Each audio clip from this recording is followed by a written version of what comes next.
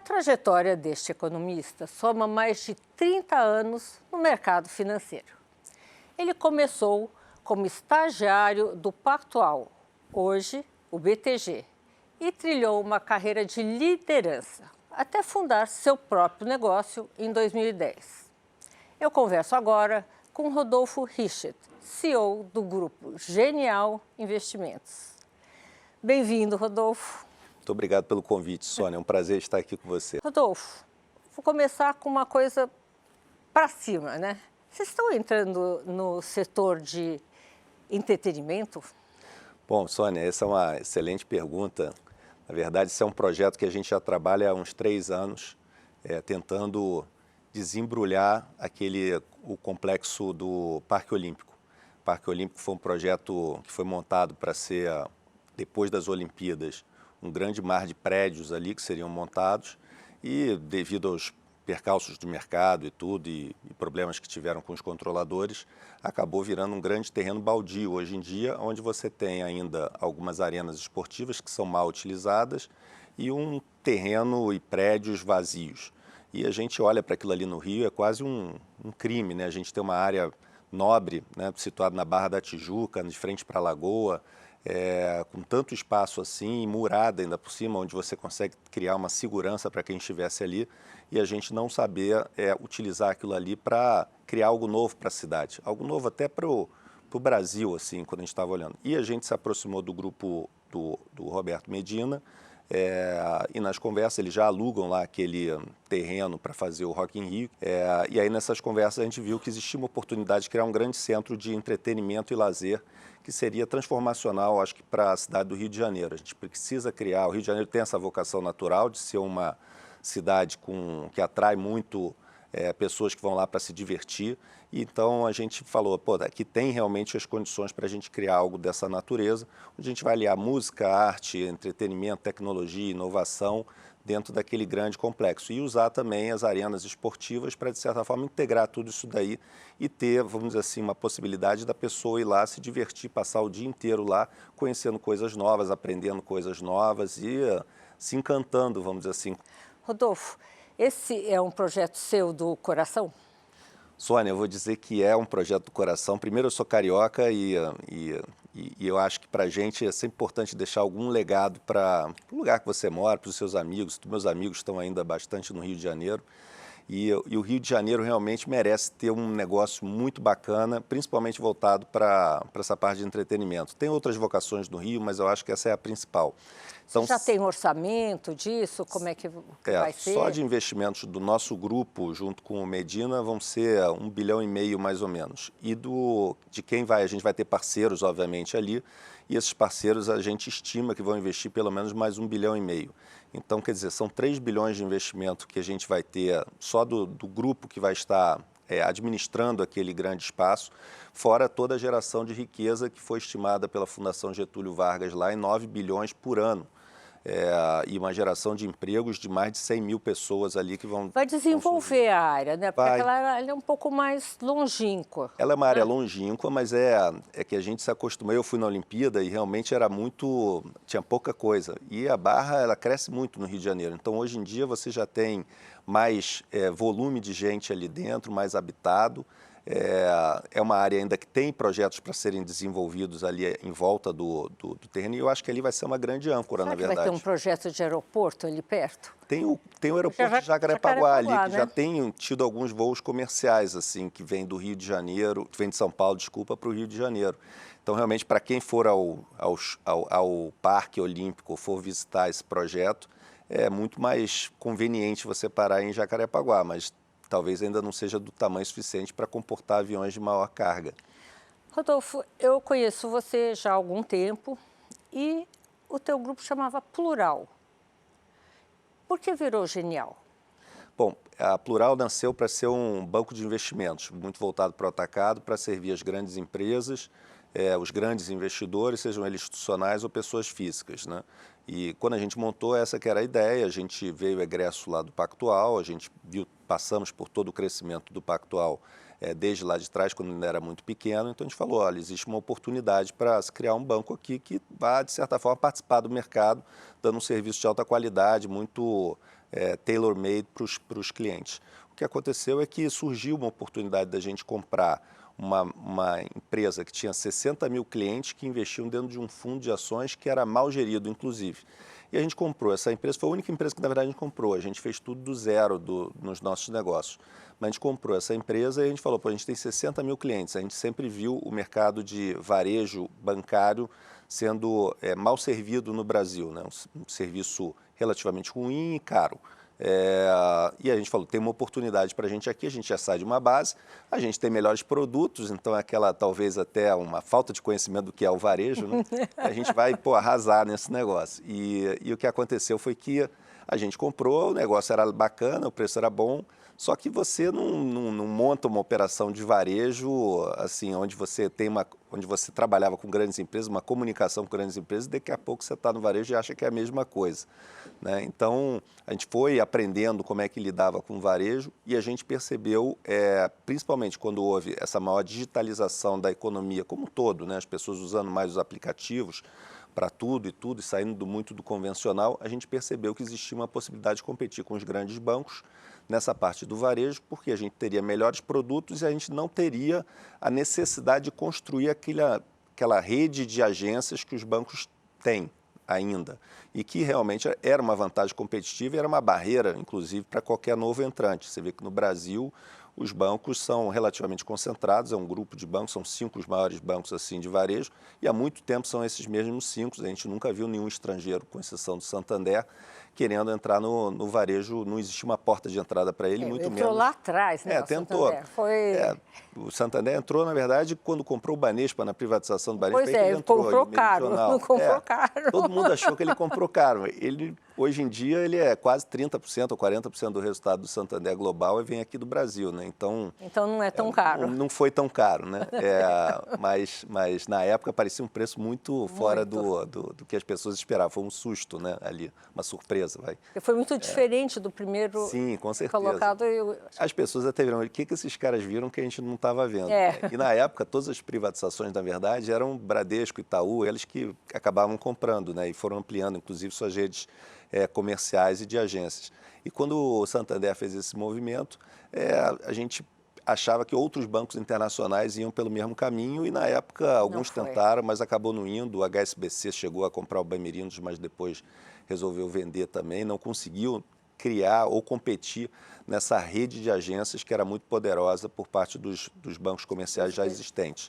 Mas isso, de certa forma, na nova economia, deixou de ser uma vantagem competitiva para ser, na verdade, uma desvantagem, porque você cria os sistemas legados. E os sistemas legados dentro desses bancos, como eles cresceram muito através de aquisições, é muito difícil você conseguir inovar, é muito difícil você conseguir mudar tudo, né? E São muito engessados. São muito engessados e viveram. Os bancos aqui também no Brasil, eles têm muito essa preocupação, acho que por força do mercado, que eles estão inseridos assim, muito em falar em quanto que eles vão ganhar de retorno sobre o patrimônio líquido. Então, quando você via qualquer discurso, e ainda vê vários dirigentes falando, eles estão muito mais preocupados em quanto que eles vão ser de rentabilidade do que falar do cliente.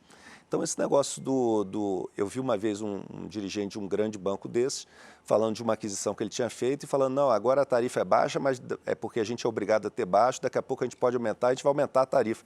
E já estava vindo essa onda de bancos digitais e tudo, que estavam cobrando zero tarifa, né? Então, quer dizer, o zero tarifa, por que os bancos digitais conseguem cobrar? Porque eles custam muito menos para existir do que os grandes bancos custam. Uma agência, assim, para você rentabilizar uma agência, uma base de pessoas físicas que tem uma agência para servir, é muito cara.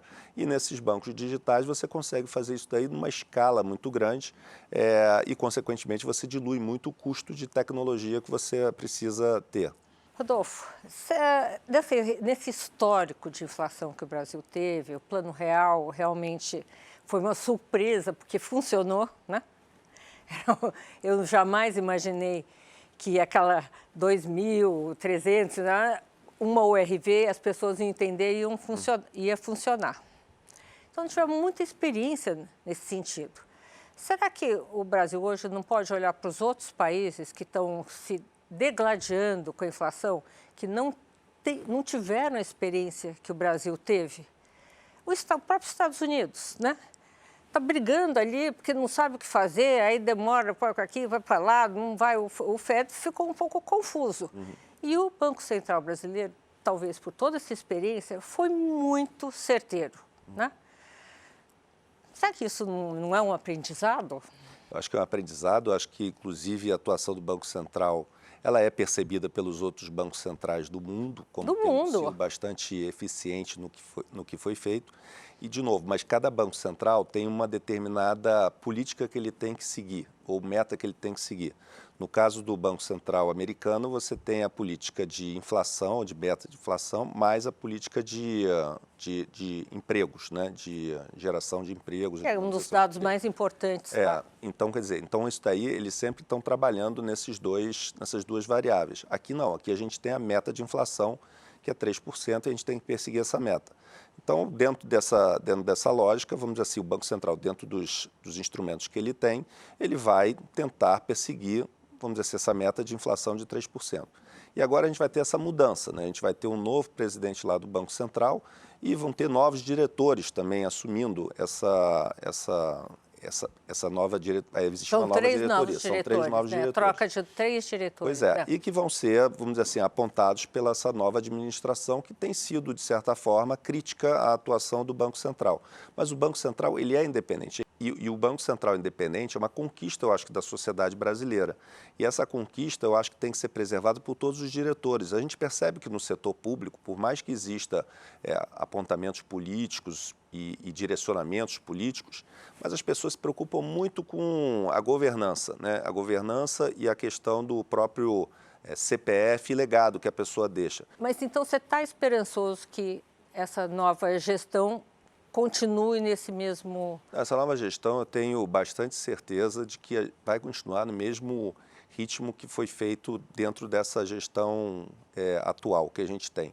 Ou seja, vai continuar perseguindo aquela meta de inflação de 3% que está colocado pelo Conselho Monetário Nacional, e a menos que a gente mude essa meta de inflação, a política monetária vai ser exatamente a mesma coisa. E eu acho que agora, com essa conversa que a gente tem de aumento de juros daqui até o final do ano, pode ser até muito positivo para ele, porque vai tirar um pouco da pressão dele de chegar no ano que vem, e aí, o que eu faço? Eu vou ter que aumentar os juros porque eu estou fugindo aqui, a inflação está fugindo da meta, ou eu deixo porque o banco, vamos dizer, o atual governo acha que os juros devem ser baixos.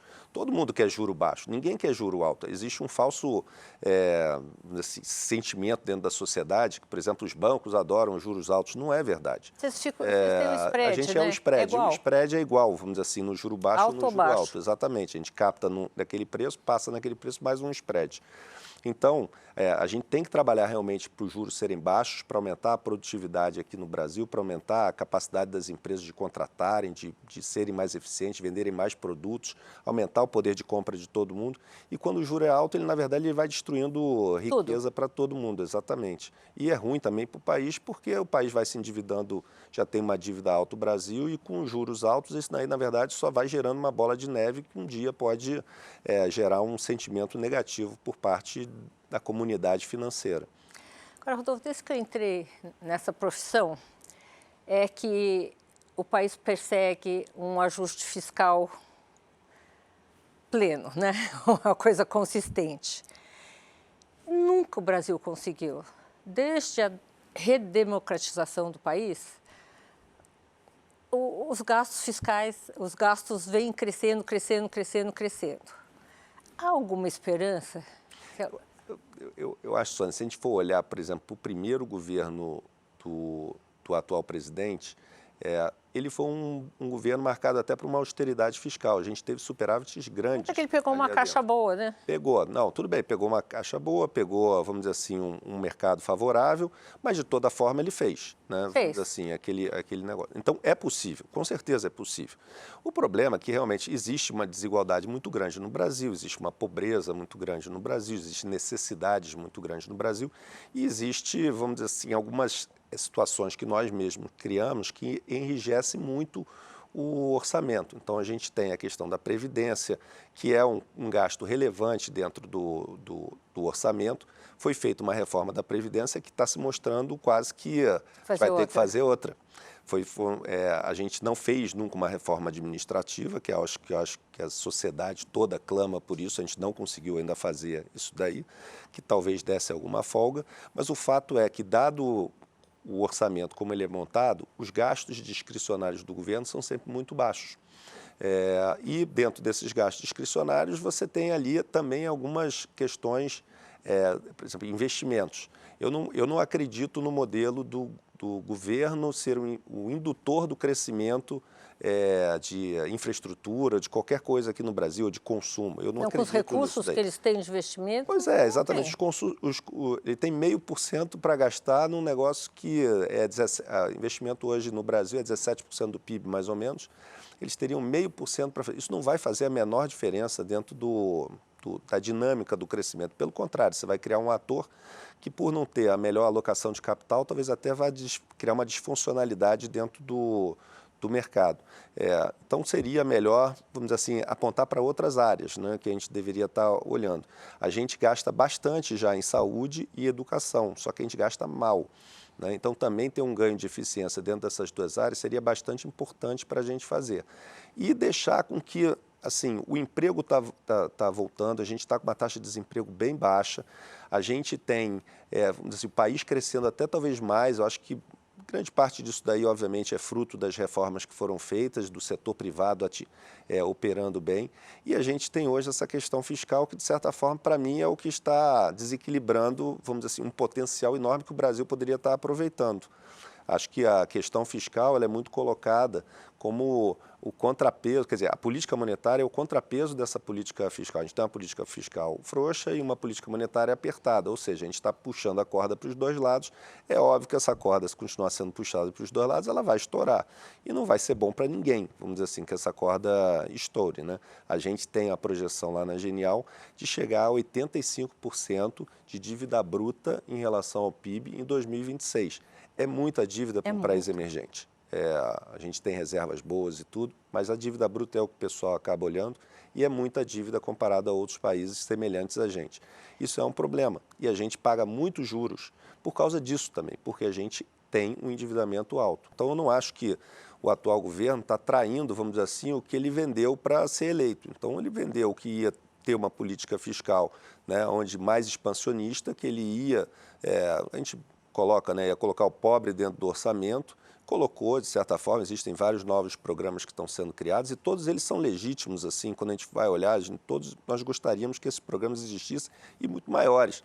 Mas o fato é que quando você não, se você pudesse gastar isso daí, está ótimo, mas hoje em dia eu acho que o Brasil não tem essa capacidade de gastos que o governo tem feito. Isso tem gerado um déficit público, tem aumentado a dívida pública e, por outro lado, a gente tem o Banco Central que precisa controlar isso daí.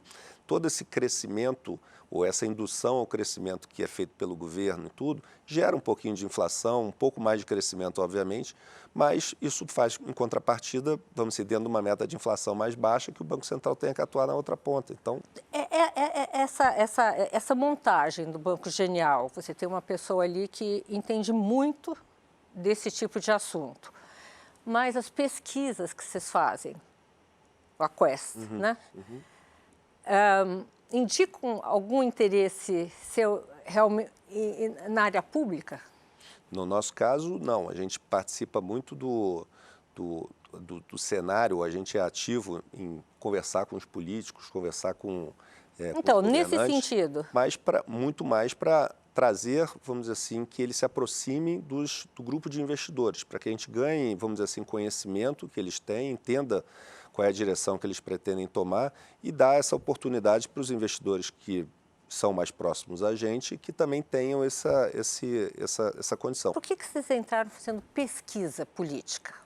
Pesquisa política é um negócio assim que realmente ela gera um pouco de desgaste para quem está fazendo. Mas a gente via que Primeiro, existiam muitas dúvidas em relação à qualidade das pesquisas que eram divulgadas, né? E a gente olhava para aquilo dali e falava, pô, mas os caras são sérios, ou muita gente séria, alguns fogem um pouco das médias assim, mas a gente achava que era importante ter alguém que a gente confiasse e tivesse algo bastante científico e técnico.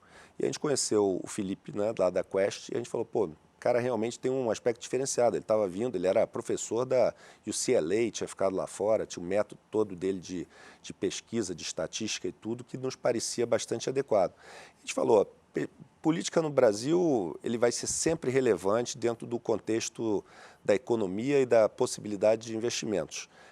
Então, isso daí está intrinsecamente ligado ao que a gente faz, né? Que é dar assessoria aos investidores, é falar onde você deveria estar alocando seus recursos. Posso brincar aqui e dizer que vocês têm inside information? Não é bem inside information, eu sei que mas não a gente tem mais pesquisa. Eu estou brincando, vocês têm a pesquisa. A gente tem a pesquisa e a gente olha muito para os microdados da pesquisa. Exatamente. Né? No final a gente acaba divulgando mais os macrodados assim, mas os microdados são bastante importantes. E você sabe que essa pesquisa ela é muito valorizada dentro do mercado financeiro. Eu acho que a gente tem parceria com alguns fundos grandes aqui no Brasil que adoram conversar com o Felipe. A gente não tem só o Felipe também, a gente tem o Trauman, que tem também uma visão muito bacana e um conhecimento bom do atual governo, de como funciona o atual governo. Que Thomas também Trauman, né, exatamente, trabalhou... é um craque, trabalhou nos governos da Dilma, PTs, né? E conhece bastante da cozinha, vamos dizer assim, de como funciona a cabeça das pessoas que estão lá sentadas e tem um trânsito muito bom. E isso realmente é muito valorizado. Então, a gente hoje é o nosso principal produto, talvez até junto aos fundos mútuos aqui no Brasil e estrangeiros que operam no Brasil, como um produto de análise, de informação, que eu acho que eles valorizam bastante. Então, a gente gosta muito. E realmente eles conseguiram fazer um trabalho fantástico. Aí, o Felipe, então, cresceu muito aí, se tornou uma grande referência no mercado pelo trabalho muito sério que ele faz. É muito sério. Agora, eu queria fazer uma provocação aqui. Quando eu comecei na profissão de jornalista, comecei na área econômica, eu uma vez liguei para um banqueiro, que o dólar tinha estourado, e perguntei, por que o dólar estourou desse jeito? Ele falou, escreve aí, o dólar estourou porque tinha mais gente querendo comprar do que vender. E amanhã ele é capaz de cair porque vai ter mais gente querendo vender do que comprar. O mercado financeiro, as empresas todas lidam com números, então tem que se ater a alguma lógica. Na política, existe alguma possibilidade, eu sempre brinco, olha, na política 3 e 3 dá 26. Então, é mais difícil você fazer isso, porque um dado fora muda todo o cenário, né? Uhum. Com esse aprendizado que você teve esses anos com a Coécio, divulgando pesquisa, o que te surpreendeu? Olha, o que me surpreendeu foi como as pessoas realmente valorizam os dados hoje em dia. Então, a pesquisa, ela mostra muito as tendências. Você não pode olhar só para a fotografia, você tem que olhar para o filme todo. E como realmente isso daí passa a influenciar na possibilidade de tomada de decisões de para um lado e para o outro. Então, esse governo, principalmente, é muito atento às pesquisas, popularidade, para qual direção e tudo. Isso é muito bom, porque, na verdade, eles estão... Quando você vive em Brasília, obviamente, o poder ele é difícil, né? Você vive quase numa bolha, é importante você olhar para o que a população está fazendo. É que nem a gente. A gente, de vez em quando, acha que um produto é ótimo, o produto não vende, porque as pessoas não acham. Aí a gente fala, pô, a gente deve estar errando na comunicação, mas de repente não é. Então não adianta insistir no produto errado. Então, eu acho que as pesquisas, elas fazem preço nisso daí também. Não é só porque vai saber ou vai tentar adivinhar quem vai ser o novo governante e tudo, mas ajuda também aos governos a direcionarem suas políticas públicas e o próprio Congresso na hora de votar. A gente fez uma que foi bastante interessante, que a gente ficava perguntando, quando tinha as reformas, assim, qual era a direção que a gente fazia uma pesquisa dentro do Congresso e fazia uma pesquisa fora. E aí via se o negócio realmente estava convergindo, porque quando a sociedade compra, a gente só conseguiu fazer a reforma da Previdência porque a sociedade comprou que era necessária fazer aquela reforma da Previdência. A sociedade, óbvio que é o conjunto, né, a maioria. Né? E aí sim os congressistas acabaram votando a favor da reforma e aprovando a reforma. Senão não teria acontecido. Você sente que existe uma maior conscientização do brasileiro na sua importância ao votar? Em quem votar? Eu acho que ainda não, mas eu acho que está vendo. A gente vê agora nas pesquisas uma tendência. A gente sempre achou que a sociedade brasileira fosse uma sociedade de centro-esquerda. Como a gente sempre foi um país onde o governo sempre foi importante na vida das pessoas, as pessoas acabavam muito, pelos benefícios e tudo, acabavam muito votando com quem elas percebiam que seria, pai-governo. Vamos dizer assim, é o pai-governo. E o que a gente começou a perceber nessa próxima é que a sociedade está lentamente virando uma centro-direita. A gente sempre fala da direita radical, ou esquerda e direita radical. Existe a direita centro-direita. E essa centro-direita é o quê? É você buscar mais desenvolvimento, é você começar a criar sonhos, eu acho que para as pessoas, que as pessoas vão ver o desenvolvimento, vão ver que os filhos vão ser mais bem-sucedidos do que eles mesmos foram.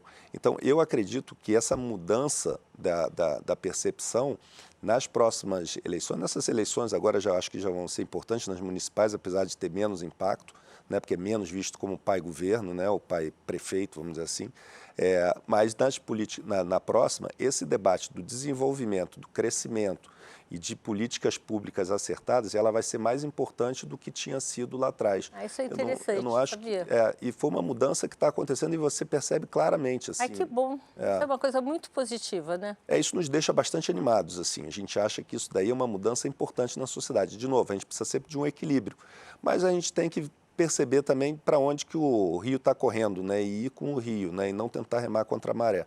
Então a gente vê esse negócio acontecendo, isso nos anima. Eu acho que para o próximo, vamos dizer assim, o próximo governante nosso vai ser um que consiga falar para a população de como é que ela vai sair dessa situação, de como é que o país vai sair de uma situação hoje de existe um crescimento, mas não existe uma melhoria qualitativa relevante, entendeu? E essa média nossa é muito, muito baixa.